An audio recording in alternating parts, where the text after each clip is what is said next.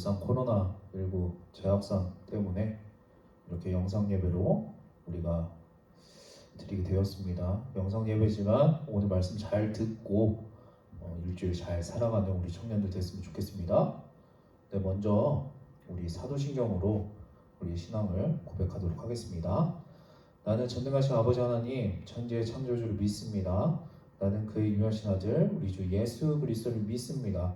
그는 성령으로 잉태되어 동정녀 마리아에서 나시고 본디오 빌라도에게 고난을 받아 십자가에 못 박혀 죽으시고 장사된 지 사흘 만에 죽은 자 가운데서 다시 살아나셨으며 하늘 오시어 전능하신 아버지 하나님 우편한 자 계시다가 거기로부터 살아있는 자와 죽은 자를 심판하러 오십니다.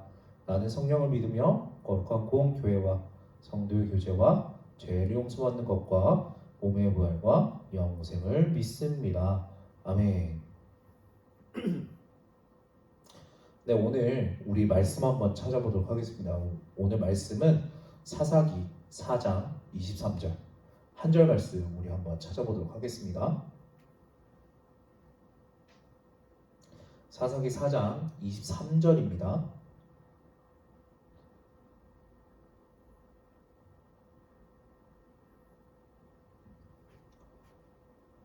다 찾으셨으면 전도사님이 읽도록 하겠습니다. 이와 같이 이날에 하나님이 가나안 왕 야빈을 이스라엘 자손 앞에 굴복하게 하신지라. 다시 한번 읽도록 하겠습니다. 이와 같이 이날에 하나님이 가나안 왕 야빈을 이스라엘 자손 앞에 굴복하게 하신지라. 아멘. 네, 오늘 설교 말씀의 제목은 주님이 하셨다. 주님이 하셨다라는 설교의 말씀으로 우리가 은혜의 말씀 나눠보도록 하겠습니다.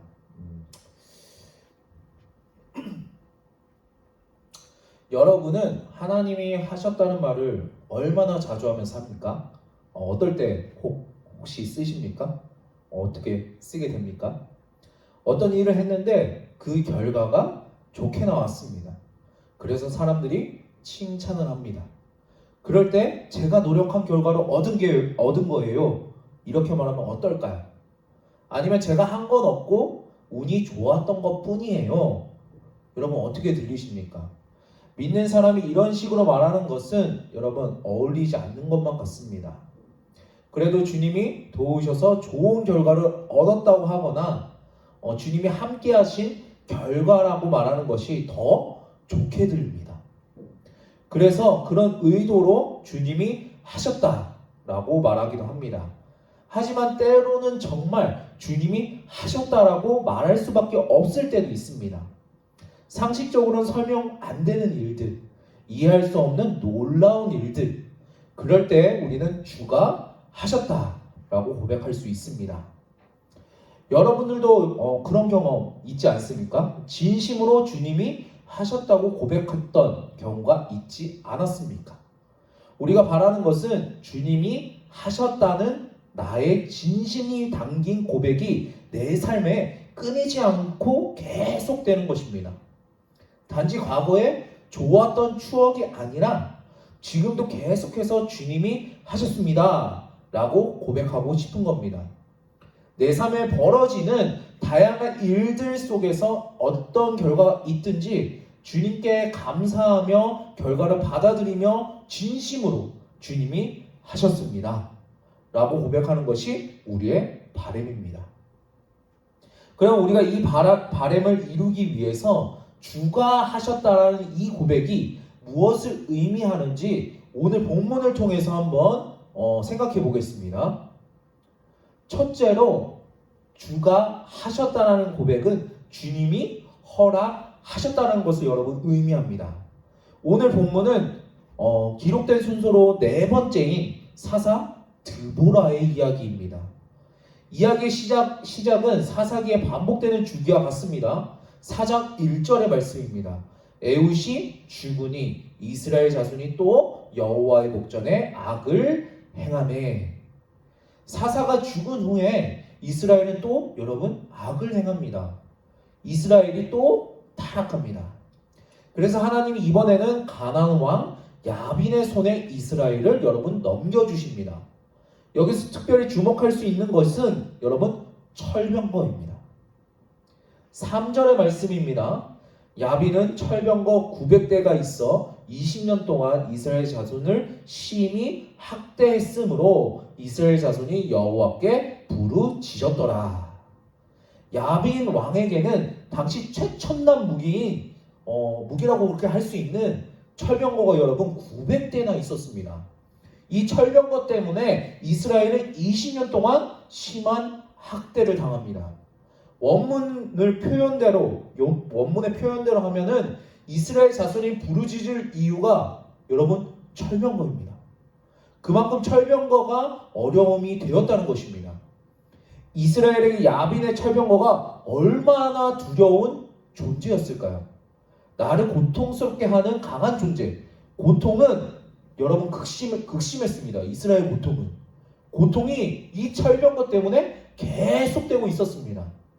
철병거는 20년이라는 긴 세월 동안 이스라엘을 억누르며 압박합니다. 철병거라는 존재가 정말 크게 느껴졌을 것입니다. 우리나라 옛날 이야기에서 아이의 울음을 귀치게 하는 무서운 존재가 호랑이로 소개되었다면 이 시기에 이스라엘에게는 철병거일 수 있습니다. 이렇게 말하는 것입니다. 이렇게 말합니다. 너 자꾸 울면 철병거가 나온다. 백성들에게 철병거는 정말 큰 문제로 생각되었을 것입니다. 이 문제를 여러분 어떻게 해결할 수 있을까요? 어떻게 하면 좋을까요? 괴로워하는 이스라엘에게 우리의 모습을 볼 수 있지 않습니까? 우리에게도 여러 가지 여러분 삶의 문제가 있습니다. 형태는 다르지만 우리의 삶을 무겁게 하는 철병거들이 그 존재들이 존재합니다. 내가 어찌할 수 없는 어려운 상황에 빠지기도 하고 알 수 없는 미래 때문에 두려움과 걱정에 사로잡히기도 합니다. 답이 없는 학업, 취직 문제, 사람들과의 관계에서 어려움을 겪기도 합니다. 때때로 경제적인 어려움으로 힘든 시간을 보내기도 합니다. 삶에서 이런 다양한 문제들이 우리를 힘들게 만듭니다. 하지만 더 큰 문제는 이런 문제들 때문에 진짜 문제를 보지 못한다는 것입니다. 그럴 때 우리가 할 일은 한 걸음 물러나서 문제를 여러분 바라보는 것입니다. 우리는 문제를 제대로 볼 수 있어야 합니다. 우리가 생각하는 문제들이 사실은 문제가 아닐 때가 많습니다. 세상과 세상에 속한 것들이 세속적인 가치와 문화들이 우리를 힘들게 하고 우리를 압박하고 있습니다. 세상과 다른 가치관을 가지고 말씀을 쫓아 살아가는 우리에게는 이 어려움은 어쩌면 너무나 당연한 것입니다. 이미 강호한 일이며 예상한 일이며 주님 만날 때까지 여러분 계속 있게 될 것입니다. 수고와 슬픔은 인생에서 어찌할 수 없는 일입니다. 문제는 여러분 그것이 아닙니다.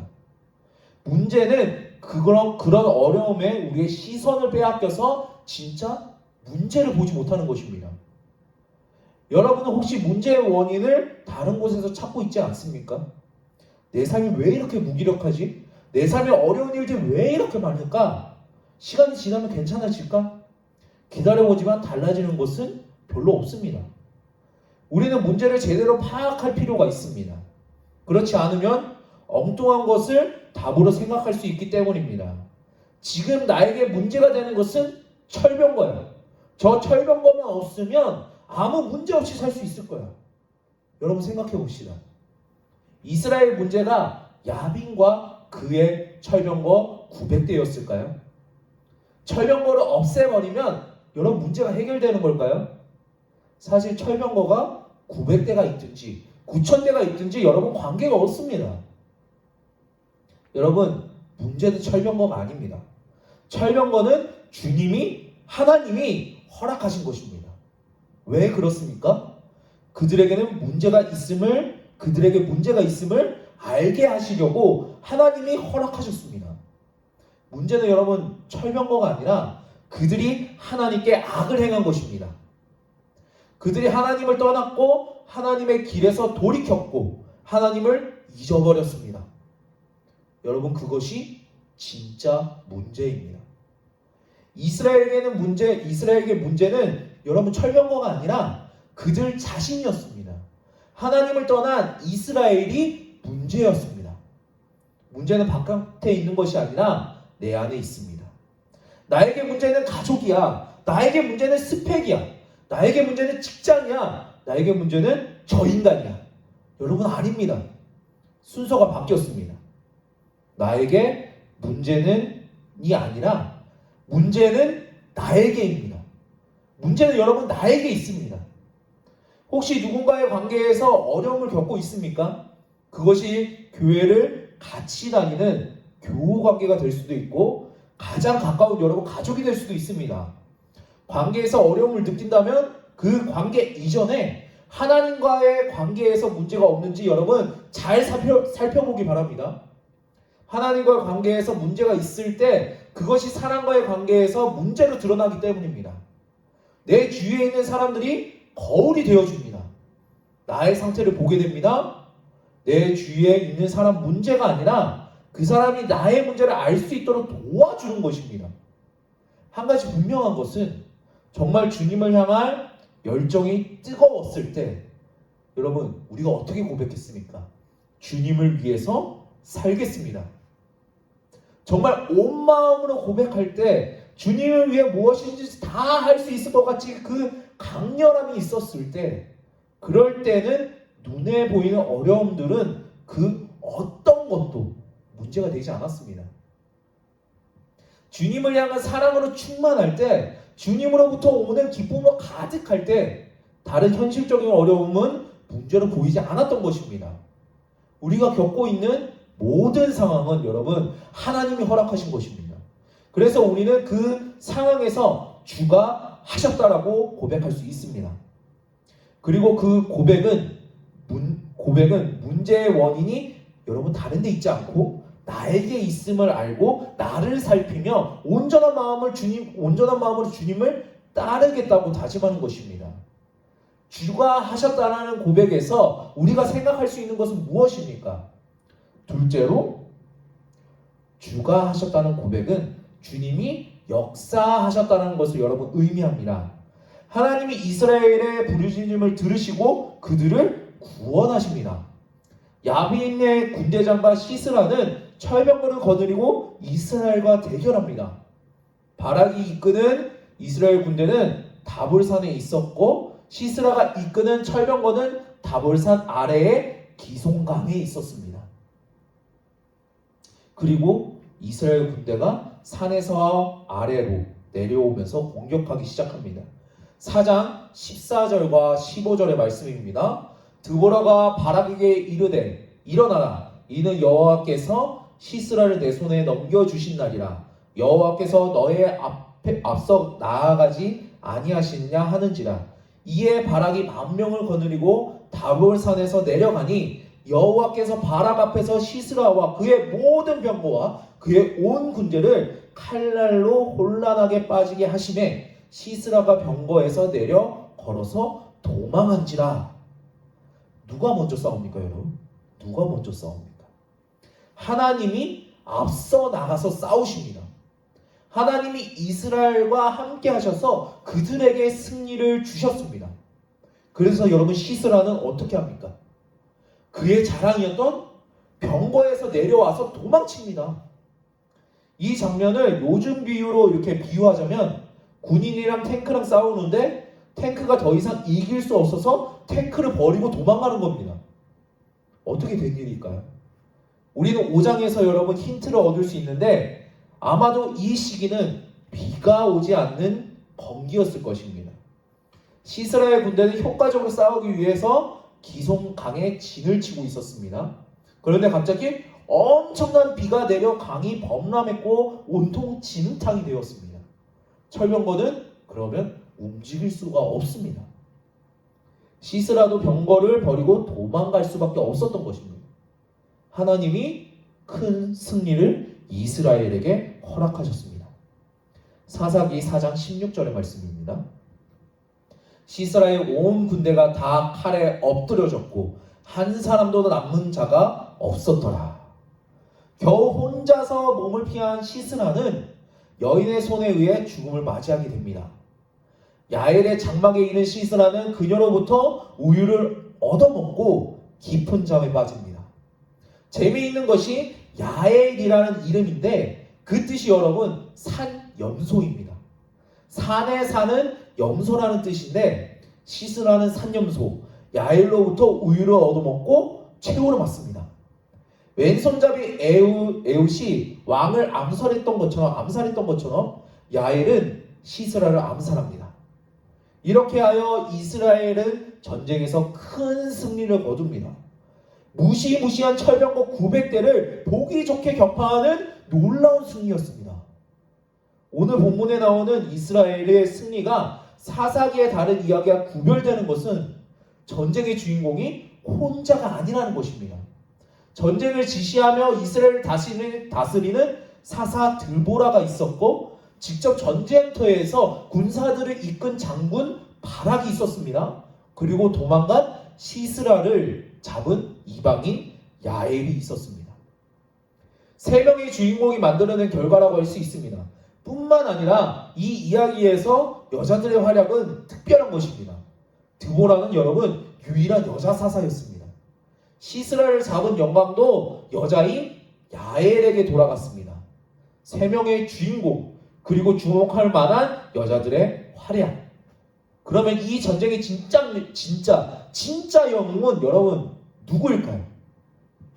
23절의 말씀입니다. 이와 같이 이날에 하나님이 가나안 왕 야빈을 이스라엘 자손 앞에 굴복하게 하신지라. 여러분 전쟁의 진짜 주인공은 하나님이셨습니다. 하나님이 하셨습니다. 하나님이 가나안 왕 야빈을 이스라엘 자손 앞에 굴복하게 하셨습니다. 이스라엘에게 병을 주신 분도 하나님이시고 약을 주신 분도 하나님이셨습니다. 하나님이 놀라운 능력을 베푸셨고 사람들을 사용하셨습니다. 하나님이 사람을 통해 역사하신 것입니다. 사람이 한 것이 아니라 하나님이 사람을 통해 하신 것입니다. 사람이 하나님께 쓰임받는 것은 특별한 큰 특권이지만 그렇다고 해서 그 사람이 영광을 받을 수 있는 것이 여러분 아닙니다. 하나님이 하셨으니 오직 하나님만이 영광을 받으셔야 됩니다. 하나님만이 찬양을 받으시기에 합당하십니다. 그래서 주님이 하셨다는 것은 영광을 주님께 돌린다는 여러분 고백입니다. 우리의 고백입니다. 정리하면 이렇습니다. 주가 하셨다는 고백은 이와 같습니다. 문제는 나에게, 영광은 주님께.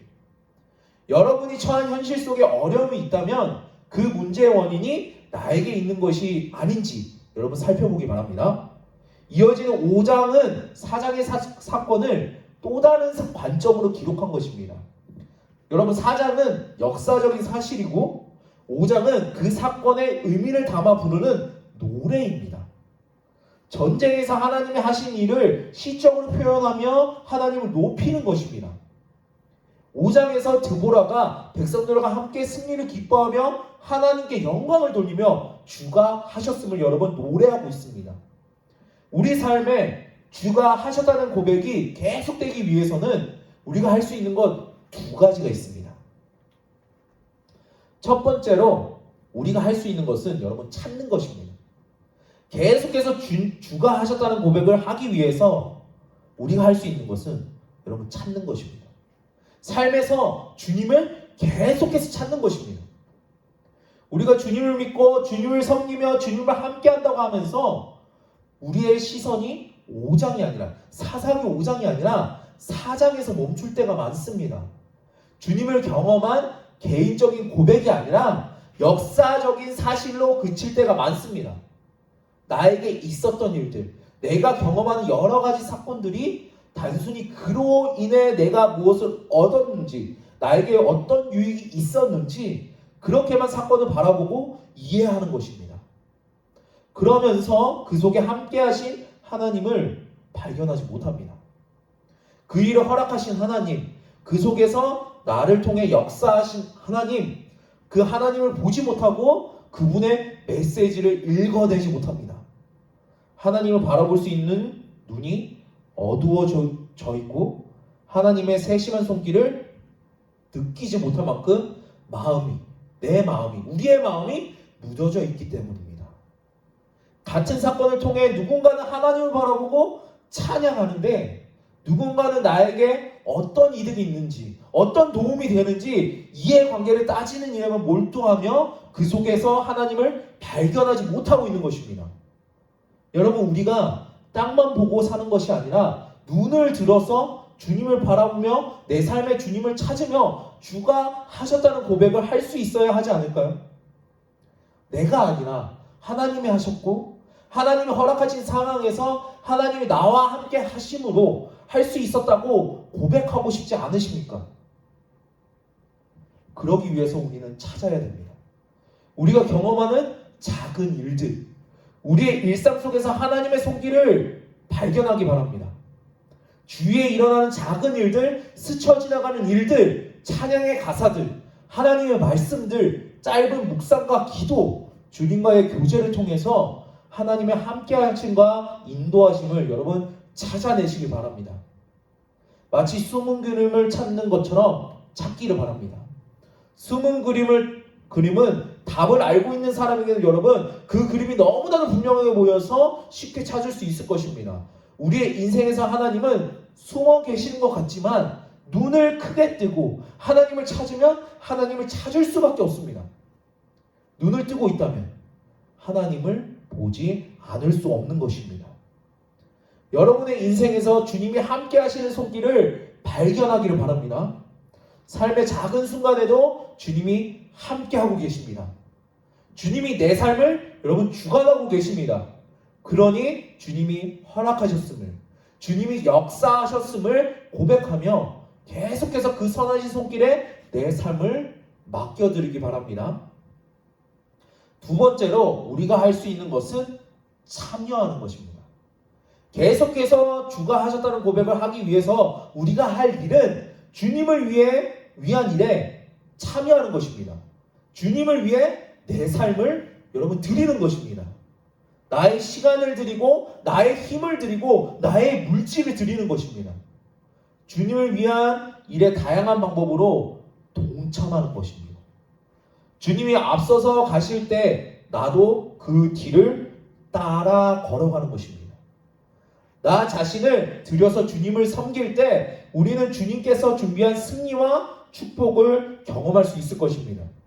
하지만 반대로 주님의 일에 뒤로 물러나며 주님이 하시는 일에 동참하기보다는 멀리서 지켜보는 사람이 된다면, 운동장에서 뛰는 선수가 아니라 관중이 된다면 결국 하나님이 주시는 축복과는 관계없는 그런 사람이 되고 말 것입니다. 누군가는 주님의 일에 관련 없는 사람이 되고 누군가는 은혜의 가장자리에서 겉도는 사람이 될 것입니다. 그래서 여러분에게 권고합니다. 권면합니다. 교회가 공적으로 하는 모든 일에 여러분 적극적으로 참여하기 바랍니다. 그 일은 여러분이 주가 하셨다라고 고백할 수 있는 기회가 되고 주님이 하시는 일을 경험할 수 있는 기회가 될 것입니다. 결국 하나님은 그 선하신 뜻을 이루실 것입니다. 그리고 우리는 그 일에 동참하든지 불참하든지 둘 중 하나를 선택하게 될 것입니다. 사사기 5장 23절의 말씀입니다. 여호와의 사자의 말씀에 메로스를 저주하라.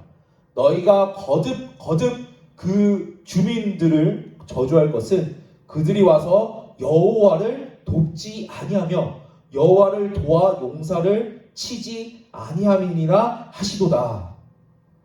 여기서 저주를 받은 메로스라는 지역이 나옵니다. 메로스는 전쟁이 벌어졌던 곳과 가까운 곳에 있었는데 그 지역의 주민들은 전쟁에 참여하지 않았습니다. 가까이서 놀라운 승리를 경험할 수 있었는데 하나님의 역사에 동참할 수 있었는데 그렇게 하지 않았습니다. 그것을 두고 성경은 여호와를 돕지 않았다라고 말합니다. 하나님은 도움이 필요하지 않으십니다. 하나님은 그분의 뜻대로 모든 일을 성취할 수 있는 그런 분입니다. 하지만 누군가가 그 일에 동참한다면 그것은 그 사람에게 축복된 일입니다. 반면에 동참하지 않는다면 그 사람은 그로 인해 얻을 수 있는 축복을 놓치는 것입니다. 그것은 어쩌면 저주입니다. 축복과 저주를 선택한 것은 나의 몫이고 언젠가 반드시 그 결과를 여러분 거두게 될 것입니다. 여러분은 어떤 것을 선택하겠습니까? 주님을 위한 일에 참여하지 않겠습니까? 여러분, 우리의 삶을 주님의 관점으로 해석하고 바라보길 바랍니다. 열린 마음과 겸손한 태도로 주님을 찾으며 주님을 위한 일에 참여할 때 우리는 우리의 삶에 역사하시는 주님을 경험하고 주님을 노래할 수 있을 것입니다. 그것이 우리의 삶을 힘있게 하고 우리의 삶을 뜨겁게 하는 것입니다. 하루하루 시간을 때우는 것처럼 사는 것이 아니라 정말 사는 것처럼 살게 하는 것입니다. 그러면서 우리는 이렇게 고백합니다. 주가 하셨다. 주님이 하셨습니다. 우리의 이 고백이 진정한 진실한 고백 되기를 간절히 소망하면서 기도합니다. 기도하겠습니다. 하나님 감사합니다. 오늘 사사기 4장과 5장의 말씀을 보면서 우리가 주님이 하셨습니다 라고 진정으로 진심으로 고백하길 간절히 소망합니다. 지금 시기가 정말 어둡고 함께 예배드리기 힘든 상황입니다.